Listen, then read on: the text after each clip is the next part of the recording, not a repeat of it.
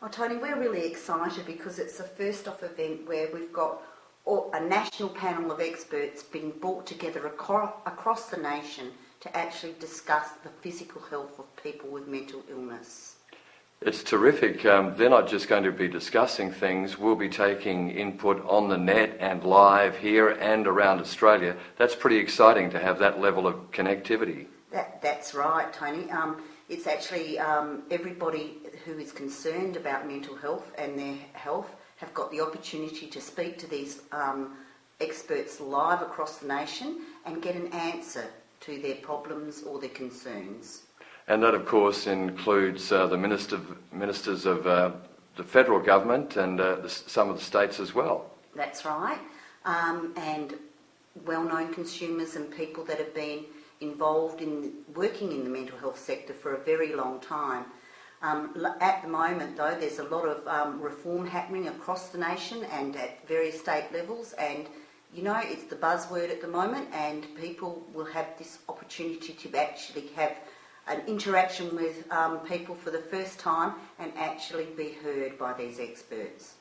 And Michelle, finally, it's a terrific thing to be able to do this, especially because the main message is one that's often missed in our treatment of mental health, and that is the link between physical well-being, diet, exercise, and things like that, and our brain health as well. That's right, Tony. There's been a lot of research conducted that really points out that people's life expectancy, if you've got a mental illness, is actually 20 years below that of the rest of the population. So we are very concerned about that, and we need to all do something about it. And this is what we hope we're going to open the discussion and open the doors to some of these answers. But we will be live on the web, so no streaking, please. No planking. Okay? The equipment wouldn't handle it. Ladies and gentlemen, I'm glad there's some laughter because we do have something to celebrate. Let's make it work now. For the first time in my career of over 30 years as a journalist, mental health has been in federal and state budgets. Is that good? Yes. Let's now give these people some direction on how not to waste what are still insufficient funds. I'd like to introduce now the leading lady in the Mental Illness Fellowship of WA, Sandra Vido. Thanks. Cheers,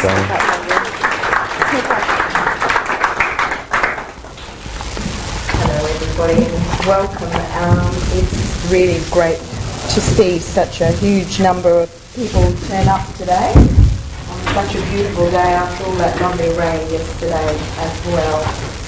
I was reading and hearing on the news this week that some religious group predicted the world was going to end today. I happened to mention that to Annika, and her response was, well, I hope we get the event over with first. Kind of priorities, right? I'd like to acknowledge the Honourable Minister for Mental Health and Disability, and thankfully not water. It's really good of you to give up your time and come today. I know how much you've got on at the moment. Also, we're so privileged to have the Commissioner for Mental Health, Mr. Eddie Bartnick, here. And Eddie went to our Lorikeet Rehabilitation Centre open day, and the staff and members fed back that you were just delightful, Eddie, so thank you for doing that. Also like to acknowledge and honour our Indigenous population in WA as the traditional owners of this land. Our theme for today, of course, and it will become more and more clear, is the physical, looking after the physical health of people with mental illness, which is often ignored. We certainly at MIFWA are moving forwards in this area, and at Lorikeet Centre, for instance, we're moving away from centre-based activities to more activities in the general community, because we feel that people with mental illness should be able to access all the opportunities that all the rest of us do out there. So Lorikeet members, for instance, are engaging in swimming and playing tennis and going regularly on camps. We also have a member of Lorikeet here, Dolly, who runs complementary therapies at Lorikeet, and that is always booked out. So she does iron spa and reflexology and massage, and the members love that. At our early intervention psychosis program, there again, they are funded by State Mental Health Commission to do a lot of recreational activities in the community. So they've been involved in community activities like the Avon Descent, and they've just recently started dancing classes. So we're trying very hard to access all these community activities, and of course that's really good for community inclusion. Our family support program, I was reading the manager's report a couple of days ago, and a very elite Ocean Reef Yacht Club has now taken on the children from our family support program, who are all families where there's mental illness present, in a Boating for Kids activities. Now that is going extremely well, so we want more and more of these sorts of examples to happen out there. I don't know if Julie McCrossan is going to do full introductions of the national panel, but I'll just very quickly go through, and first and foremost we were very happy to see Juanita Fishwick selected to be on the national panel. Juanita is very well known here as a consumer representative, and we're looking forward to hearing from her. The national panel also includes Professor Tim Lambert, a carer, and one of the CEOs from our sister fellowship, the New South Wales Schizophrenia Fellowship.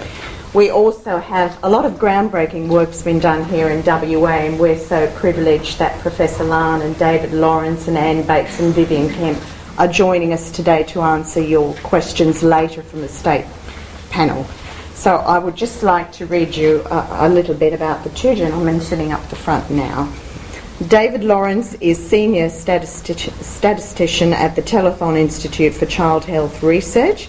His research interests include the physical health of people with mental illness, smoking, diet, nutrition and obesity. He has been involved in several major population-based survey and record linkage projects, including the 1993 WA Child Health Survey, the Western Australian Aboriginal Child Health Survey, and Duty to Care, which many of us here know about, a record linkage study of the physical health of people with mental illness. Professor Lan is Associate Professor of Psychiatry at the University of Western Australia and Consultant Psychiatrist at Fremantle Hospital. He has particular clinical and research interests in post-traumatic stress, cultural issues in mental health, and the interaction between physical and mental health. He is co-author of the recently published Clinical Guidelines for the Physical Care of Mental Health Consumers. I would now like to introduce the Honourable Helen Morton, Minister for Mental Health and Disability. Thank you.